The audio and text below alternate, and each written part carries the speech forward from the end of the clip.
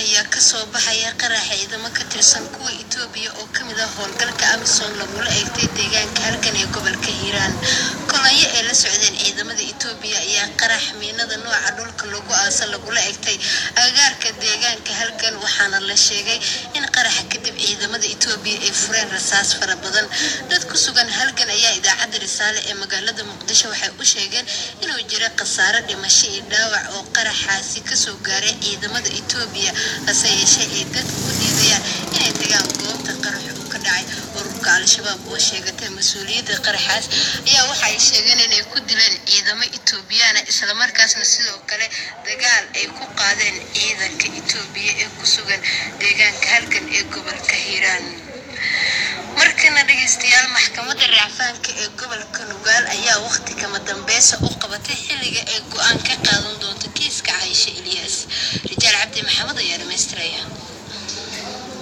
maxkamadda racfaanka gobolka Nugaal ee maamul goboleedka Puntland ayaa maanta mar kale u fadhiisatay dhageysiga kiiska Caaisha Ilyas aadan oo muddooyinka ugu dambeeyay ku mashquulsanayd kadib markii 3 nin loo xukumay arrintaasi dul toogashaana hore u xukuntay maxkamadda darajada koowaad ee racfaan soo qaateen isla markaana ay sababtay in kiiskan dib looga furo maxkamadda racfaanka ee gobolka Nugaal. gudoomiyaha maxkamadda racfaanka ee gobolka Nugaal Sheekh Aadan Maxamed Yuusuf ayaa sheegay in dhawaan ay ku dhawaaqi doonaan go'aanka maxkamadda, isagoo sheegay in maalinta beri ah ay go'aan kama dambaysa shaacin doonaan xukunka ku aadan tilaabada maxkamadda racfaanka ee gobolka ay arrintaasi ka qaadatay. السلام عليكم ورحمة الله وبركاته. سلام كتب إن شاء الله تعالى محكمة واحد من دونتا كيس كان تحليل كيسي كان تحليل العيب وواقعتي حكم كان واجب كوكو عيني كسو صارو قضية الله عمرضي والله عمرضي وحانو محكمة السودة إذي إن أي إسلامان كي وأن كل واغضه لكن waxay noqotay mid aan suuragal ahayn.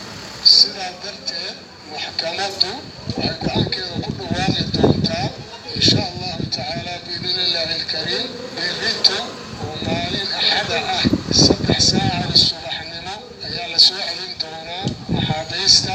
markaa ka bacdina maxkamaddu waxay ku dhawaaqi doontaa xukunkeeda ay ka soo saarayso kiiska. maalmihii ugu dambeeyay ayaa maxkamadda racfaanka ee gobolka Nugaal waxay ku guda jirtay dhageysiga kiiskan iyadoo horay bulshada magaalada Gaalkacyo iyo guud ahaan Puntland ay kiiskaasi aad uga naxeen isla markaana ay sababtay in si guud loo dhageysto oo meel public ah oo dadweynuhu ay isugu yimaadaan lagu qabto arrintaasi, taasoo keentay in maalmihii ugu dambeeyay dadweyne fara badan ay soo xaadiraan goobta maxkamaddaasi ay dacwadda ku qaadaysay. qaar ka mid ah ehelada Caaisha Ilyas aadan ayaa weli walaac ka muujinaya maxkamadaha Puntland oo qaarkood ay sheegeen inay ka cabsi qabaan inay raggaasi sii daayaan isla markaana xukunka ay mudan yihiin aan lagu ridin. sarkaal sare oo ka tirsan ururka Al-Shabaab ayaa isku soo dhiibay dowladda Soomaaliya sida ay shaacisay hay'adda nabad sugidda iyo sirdoonka qaranka Soomaaliyeed. sarkaalkan ayaa lagu magacaabaa Mukhtaar Maxamed Cabdi, waxaana uu ku magac dheer yahay Mukhtaar Gani, waxaana la sheegay in markii uu isu soo dhiibay uu la soo xiriiray hay'adda NISA. waxa uu sheegay in hay'adda NISA ay u sahashay inuu isu soo dhiibo isla markaasna uu ka soo goosto ururka Al-Shabaab. waxaa Muqdisho soo gaaray Mukhtaar Maxamed Cabdi Mukhtaar Gani oo ahaa sarkaal sare oo muddo dheer ka tirsanaa ururka Al-Shabaab, kadib markii uu ka dalbaday NISA inay u sahasho sidii uu uga soo goosan lahaa ururka Al-Shabaab, ayaa lagu yiri war qoraal ah oo lagu daabacay bogga Twitter-ka ee hay'adda NISA. diyaargarowgii ugu dambeeyay ee soo xulista xildhibaanada baarlamaanka Jubbaland ayaa ka socota magaalada Kismaayo. dhinaca kalena musharaxiinta madaxtinimo ee Jubbaland ayaa loogu baaqay in aysan ciidamada maamulkaasi u adeegsan qaab beeleed. Cali Xasan Cali ayaa faafahinaya.